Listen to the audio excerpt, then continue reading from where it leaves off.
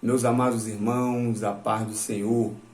Já quero exaltar o nome do nosso Deus pela vida de cada irmão da nossa classe Abraão e na nossa congregação em Alto Castro. Também louvo ao Senhor pela vida do nosso superintendente, presbítero Tomás, pela vida do nosso pastor Alvani. Espero que todos tenham tido uma noite abençoada e reparadora de descanso. Espero também que a vossa família vá bem. Nós estamos aqui para mais um devocional orientado pela leitura complementar da nossa revista Betel, da nossa Escola Bíblica Dominical, que hoje está no Evangelho de Mateus, no capítulo 10.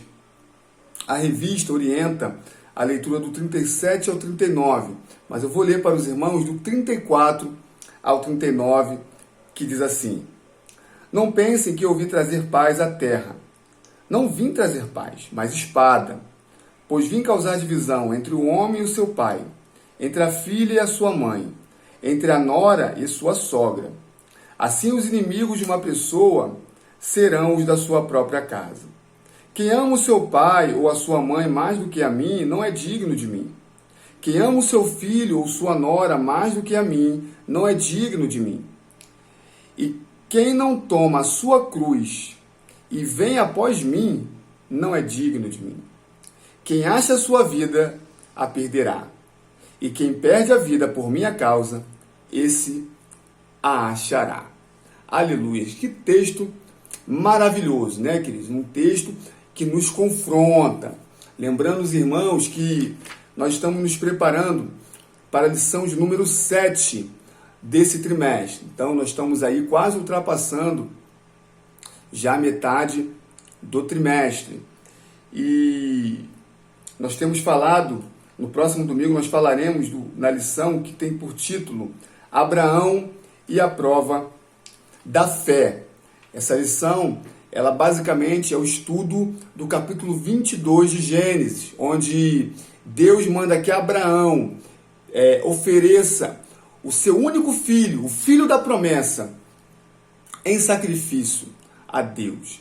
E nós vemos que Abraão creu no Senhor e obedeceu. Então, ao longo dessa semana, nós temos visto que a nossa fé, ela é provada. É interessante que essa lição, ela busca desenvolver um amadurecimento da nossa fé. Nós ouvimos muito as frases do tipo: nós não precisamos fazer sacrifício nenhum.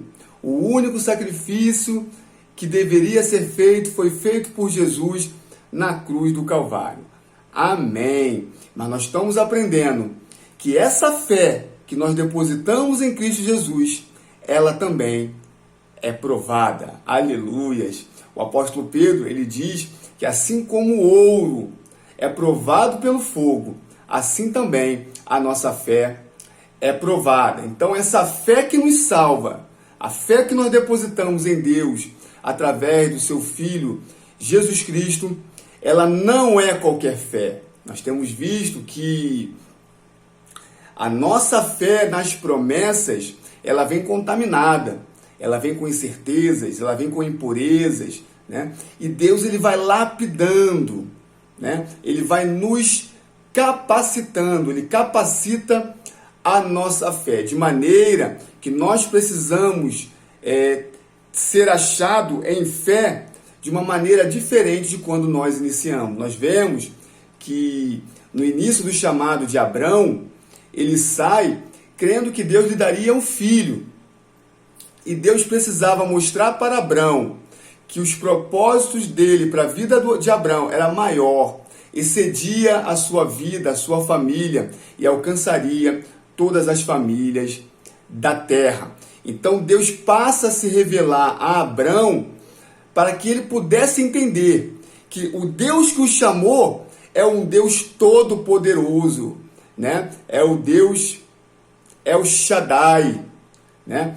E que o Deus que o chamou também é um Deus que provê, né? É o Jeová Jireh. Então, a partir do momento que Abraão começa a confiar e se relacionar com Deus, ele passa a depositar a confiança dele em Deus com uma fé diferente. Nós vemos que na história de Abraão, Deus fez muitas promessas e promessas grandes ao seu servo, mas também exigiu demais do seu servo. Primeiramente, Abraão precisou sair da sua terra natal. Foi uma exigência do Senhor. Num determinado momento, Abraão precisou se afastar do seu sobrinho Ló e abriu mão da escolha da melhor terra, daquilo que aos olhos humanos seria o melhor para produzir, para poder viver. Ele também abriu mão. Nós vimos que Abraão teve que abrir mão do seu filho Ismael. Teve que despedir o seu filho por caminho incerto, né? Então nós vemos que ao longo da trajetória de Abraão, Deus também lhe fez exigências. E essas exigências lapidou a fé de Abraão. Então, nesse estudo desta semana, nós estamos vendo que agora Deus ele busca extrair a perfeição da fé de Abraão. Por isso que ele é chamado o pai da fé.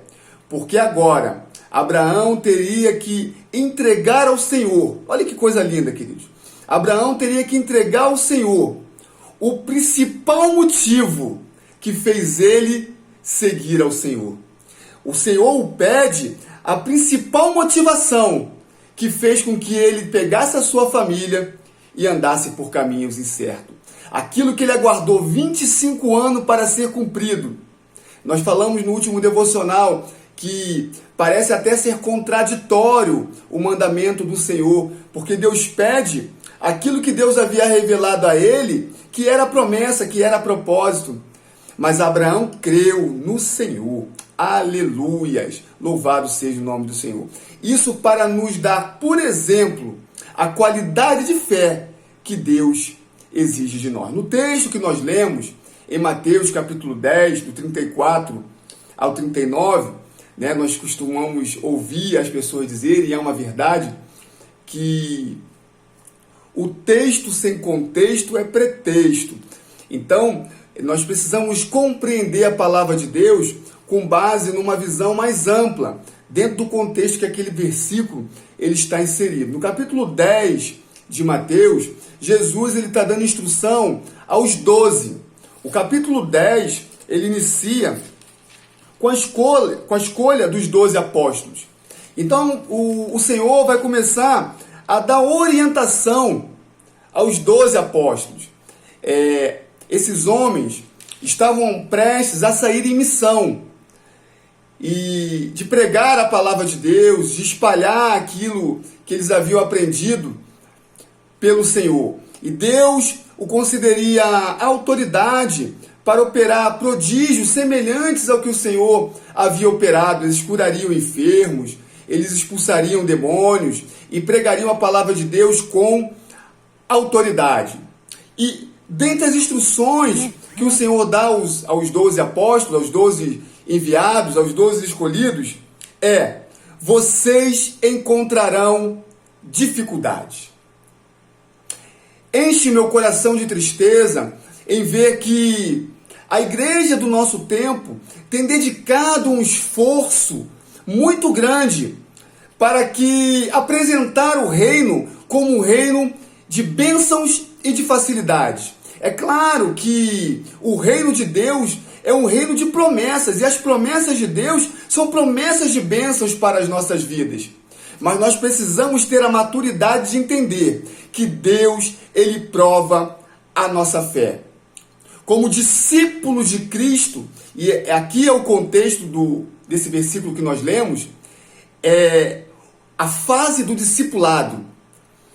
O discípulo de Cristo, ele precisa ter a compreensão de que, cumprindo o ministério que o foi determinado, ele enfrentará dificuldade. Então Jesus fala para os seus discípulos: olha, não cuidem que eu vim trazer paz à terra. Eu vim trazer espada. O que o Senhor Jesus está dizendo é que, quando vocês começarem a pregar a palavra, Em uma casa haverão aqueles que aceitarão de bom coração, mas também haverá aqueles que rejeitarão a palavra que vocês pregaram. De maneira que dentro de uma mesma casa, uns me aceitarão e outros me negarão. Queridos, preste atenção nisso aqui. É impossível permanecer indiferente diante da presença de Jesus Cristo e do poder da sua palavra. Ou você se transforma, ou você o recusa. E essa é a divisão que é feita pela espada. A espada não é promovida pelo Senhor, é promovida pelo inimigo que tenta exterminar, parar o avanço da obra de Deus.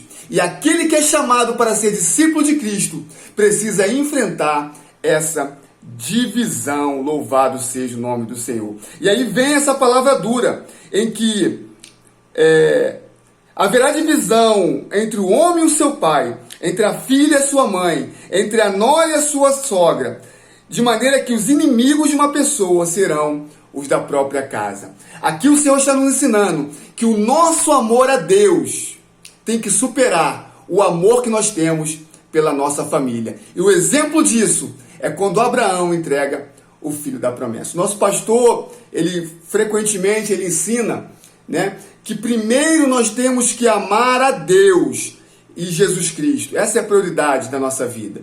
Depois vem a nossa família, depois vem o nosso trabalho e depois vem a igreja. Então, saber lidar com essas prioridades estabelece o sucesso, a saúde, a prosperidade do nosso ministério e da nossa vida cristã. Eu quero deixar essa reflexão. Qual tem sido a sua prioridade no reino de Deus? Como você tem lidado com essa relação entre trabalho e família, família e igreja, igreja e amor ao Senhor? As suas orações buscam uma relação de mais intimidade com Deus ou só apresenta as necessidades do seu trabalho ou da sua família? Qual tem sido a sua prioridade? O Senhor Jesus nos ensinou que são 2 os maiores mandamentos. Amarás ao Senhor seu Deus com toda a sua força, com todo o seu entendimento, com todo o seu coração, e amarás ao seu próximo como a ti mesmo. Então nós temos visto que o amor a Deus e a Jesus Cristo precisa exceder o amor à nossa família. E aqui ele diz que quem não toma a sua cruz, ou seja, a cruz é o símbolo da morte. Morte traz a ideia de sacrifício. Jesus usa de metáforas como espada e cruz para trazer-nos a concepção da divisão da família, da renúncia e também do sacrifício. E é interessante que ele diz: toma a sua cruz e vem após mim. É necessário a gente tomar a cruz. Ei, queridos, há uma cruz para cada um de nós. E essa cruz precisa ser carregada. Louvado seja o nome do Senhor. É impossível servir a Cristo com uma fé lapidada, com uma fé provada, sem tomar a sua cruz. E ele encerra de uma maneira maravilhosa, nos mostrando que a relação de prioridade no reino de Deus não é como a relação de prioridade aqui na terra. Porque ele diz: quem acha a sua vida, a perderá. E quem perde a vida por minha causa, esse a achará. Louvado seja o nome do Senhor. Que Jesus está dizendo: é melhor ser um mártir, é melhor perder a sua vida por minha causa, do que preservar a sua vida se afastando da minha presença. Queridos, que Deus venha falar melhor ao nosso coração, desenvolver em nós uma maturidade que permita o exercício de uma fé perfeita e aprovada por Deus.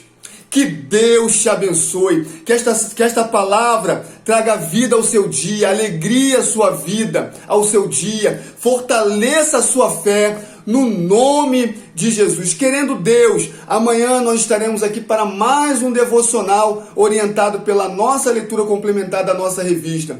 Que Deus te abençoe e te dê um dia de bênção e de vitória no nome de Jesus.